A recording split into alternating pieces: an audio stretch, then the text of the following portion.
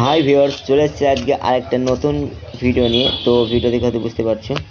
তো যেহেতু মাঝপথ থেকেই ব্লগটি শুরু করলাম, এখন যেহেতু গাড়ির ভিতরে আছি, দেখে বুঝতে পারছি 34 নম্বর রোডে।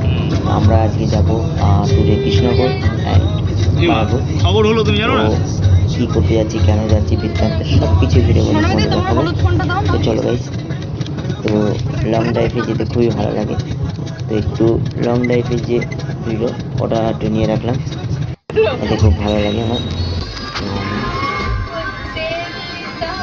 কী বলবো, মাঝে কিছু আসছে না। যাই হোক, তেল পাম্পে ঢুকেছি, তেল ভরবো গাড়ি। তেল ছাড়া তো গাড়ি যাবে না, স্বাভাবিক। তো গাড়ি তেল ভরা কমপ্লিট। এবার আমরা যাব সোজানা একটু কোন দিকে, বাঁ দিকে না ডান দিকে। আমরা এখন এই বলতেছি চৌগাছা, এটাকে বলে। এটা ধুবলা অ্যান্ড বাহাদুরপুর মিডল এবং চৌগাছা বলে এটা। এবং এই রাস্তাটা চলে যাচ্ছে বাঁ দিকে, যেটা মানে সোজা চলে যাচ্ছে তোমার বর্ধমান, এবং বাঁ দিকে যেটা চলে যাচ্ছে আমার এখন চলে যাচ্ছে এটা মায়াপুর ও নবদ্বীপ ঘাট, এই রাস্তাটা। এবং যেতে যেতে সামনে রেলগেট, যেটা না ভাবতে ভাবতেই মানে কি বলবো, রেলগেট পড়ে গেছে অলরেডি। তো এমনিতে তারও ছিল আজকে একটু। তো যাই হোক, তো কিছুক্ষণ একটু ওয়েট করতে হবে, যেহেতু রেলগেট পড়ে গেছে, কিছু করার নেই। এবং দেখতে দেখতেই ট্রেন চলে এসছে এবং রেলগেট ছেড়ে আমরা অনেকটাই চলে এসেছি এবং আমরা যাব মায়াপুর। তো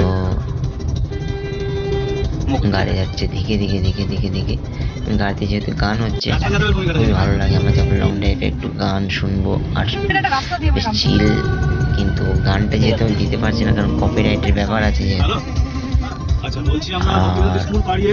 পুরো ভিডিওটা কিন্তু আমার গাড়ির ভিতর থেকে নেওয়া, জাস্ট রাস্তার ভিউগুলো দেখানোর জন্য। এবং ফাইনালি আমরা চলে এসেছি আমাদের গন্তব্যের জায়গায়, এবং আমরা যেখানে প্রবেশ করবো জায়গাটির নাম হলো ভক্তিকুটির। তো ভিতরে হয়তো ব্যাকগ্রাউন্ডে দেখাবো, কিন্তু কাজ চলাকালীন কিছু আমি দেখাতে পারবো না। জাস্ট কাজ শুরু করার আগে এবং শেষে আমি যেগুলো আমি পারবো সেই ফুটেজগুলো দেখাবো। তো এখন যেহেতু আমাদের কাজ স্টার্ট করা হয়নি, আমরা সেই ভক্তিকুটির, এটা হচ্ছে বাইরের যে ভিউটা, এবং ভিতরের ভিউটা তোমাদের কিছুটা দেখিয়েছিলাম আগেই। আর বাইরের ভিউটা খুব অসাধারণ ছিল, জায়গাটা খুব সুন্দর জায়গা। এবং এত গরমের মধ্যে এই যে কুঠুরিটা, ভক্তি কুঠুরি, যেটা ভিতরটা এত সুন্দর শান্তি এবং এত শান্তিময় জায়গা, ঠান্ডা জায়গা, কি বলবো গাইস। তো মনে হচ্ছে ওখানে ভিতরে বসে থাকি। এবং যাই হোক, আমরা ভিতরে যাব এবং আমাদের যে কাজটি সেই কাজটি সম্পূর্ণ করব, তারপর আবার অন্য কিছু। তার আগে তোমাদের কিছু বাইরের ভিউটা দেখিয়ে দিলাম। এবং ভিতরে গিয়ে যে ওপরে কিন্তু একটা কাঠের সুন্দর, মানে কি বলবো, অসাধারণ একটি জায়গা যাকে বলবো গাইস। দেখতে পাচ্ছ, অসাধারণ, জাস্ট অসাম। তো তোমরা দেখতে পাচ্ছ কত সুন্দর হতে পারে।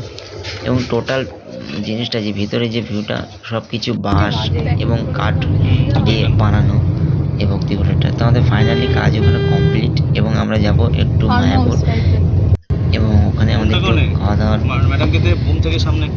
ব্যাপার আছে আর। তো ঘোরাও হবে, খাওয়া দাওয়া হবে। মায়াপুরটা তো দূর থেকে তোমরা দেখতে পাচ্ছ, অনেকটা আমরা চলে এসেছি। এবং আমরা যেহেতু 4 নম্বর গেট দিয়ে ঢুকবো, গাড়িটা যেহেতু ওখানে পার্কিং করতে হবে, তো ফাইনালি আমরা ভিতরে ঢুকে পড়েছি।